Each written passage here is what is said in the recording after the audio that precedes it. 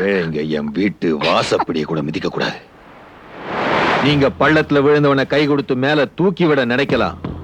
ஆனா அவன் உங்களையும் பள்ளத்துக்கு இழுத்துருவான்றத மறந்துடாதீங்க. தாலி கட்டுறதுக்கு முன்னாலே ஒரு பொண்ணை தொடுறதுல தனி த்ரில்லே இருக்கு.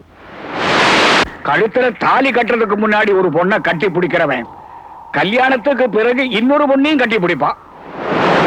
அவளுக்கு பிடிச்சிருக்கோ இல்லையோ, அவனை எனக்கு பிடிச்சிருக்கு. அவன் தான் என் மாப்பிள.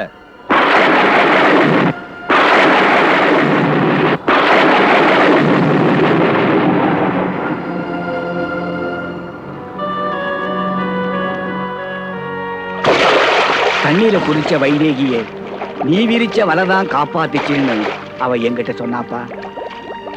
வைதேகியுடைய பொணமாவது எங்க கைக்கு வரணும்னு இந்த நாடு பூரா தேடிட்டு இருந்த எங்களுக்கு அவ இந்த குப்பத்துல உயிரோடு இருக்கிறாங்கிற செய்தி ரொம்ப ரொம்ப சந்தோஷத்தை கொடுத்தது. அவ கிடைச்ச உடனே மறுபடியும் அதே மாப்பிள்ளைக்கு கட்டி கொடுக்கறதா என் மகன் முடிவு பண்ணி இருக்கிறான்.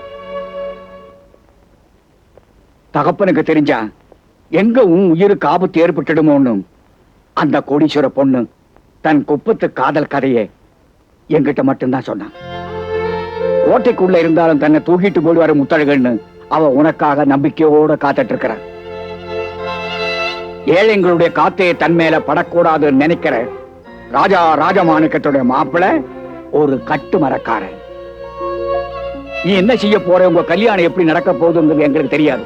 ஆனா நாளை காலையில 10 மணிக்குள்ள நீ வைதேகிய பார்க்கல, அவ தற்கொலை.